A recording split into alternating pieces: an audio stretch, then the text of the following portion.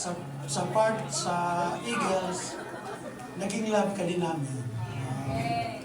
So, important siya na. So, Mami, thank you for your celebrating the 18th birthday of your daughter.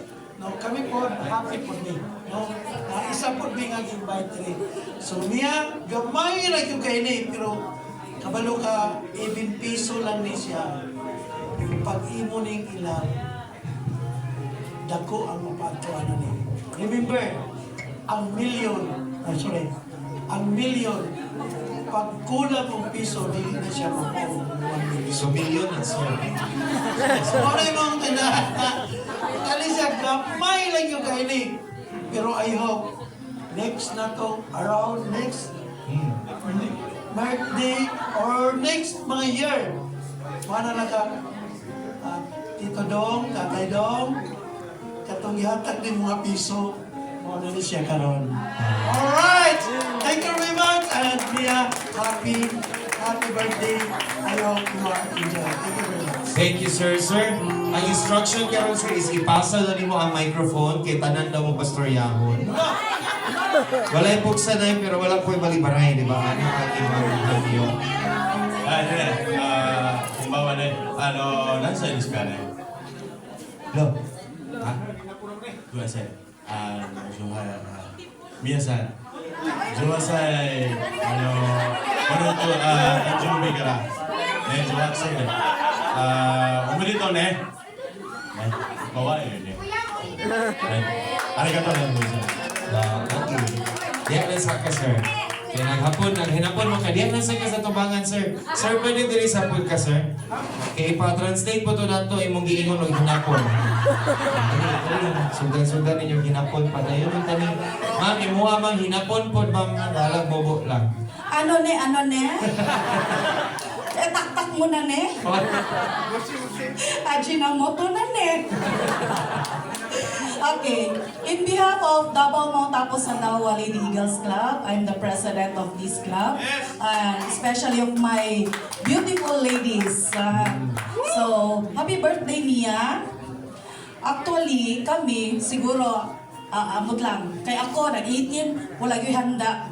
No? So, nakita na to ang iyang pag-develop bitaw as adulthood.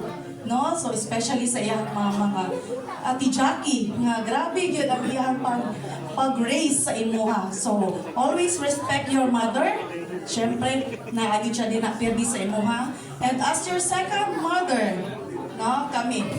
So, this money, the blue bills, gamay lang ni siya ang kantidad, no? Bunso. Pero, sa mga mga negosyante, nag-start o gamay nga kapital. So, kung imo lang ni siyang ipalago, mapareho siguro ka sa mga as a businesswoman and a businessman. So, take good care of this money. Ibigay namin with a heartily given. And happy birthday to you, my dear. Hopefully, mag-explore ka pa. No? Mag-explore ka pa. And always pray to God. Then i-mix na siya kay dili nyo na siya blue bills tanan. So, na-check Sige. ma'am. Happy birthday, my dear. Thank you very much, ma'am. The other ladies would also like to give a message. Ate Aisa last. Yes, Mama Aisa. Happy pa na ko na.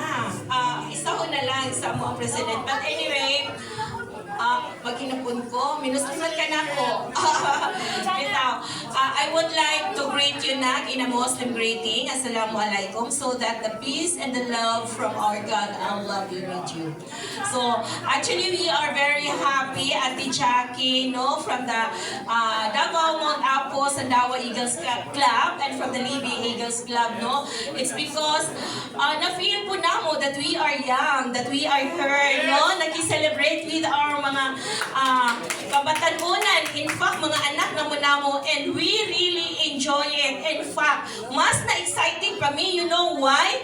So, nagsabot unta mi nga manggown daw mi tanan. Just imagine, I said, murag dili man kita ang celebrant, and that is for the mga yans. Ganun kita man, pero as you can see, di ba? Huwag yun pagpanupig ang mga nanay, tanawa, maoy mga siksi. So, kanan nagpamatuod, anak, that na-excite po mi sa imuhang birthday. No, it's because according to our president, wala ni nahitabo sa mga kinabuhi that we have our eten dibo, no? So, maong gi-feel po na mo, nga nagpagwapag yun po mi. But don't you know that halos tanan mi, it's because gikan pa mi sa isa ka party, the baptismal po sa anak sa ato ang isa ka ati sa Aguila.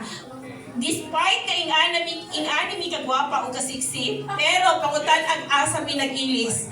Diha sa among sakyanan or ako, diha yun sa kilid kay maglisod na kog hubot na. No? So diretso ana, sige mig pangatawa. But again, anak, happy 18th birthday.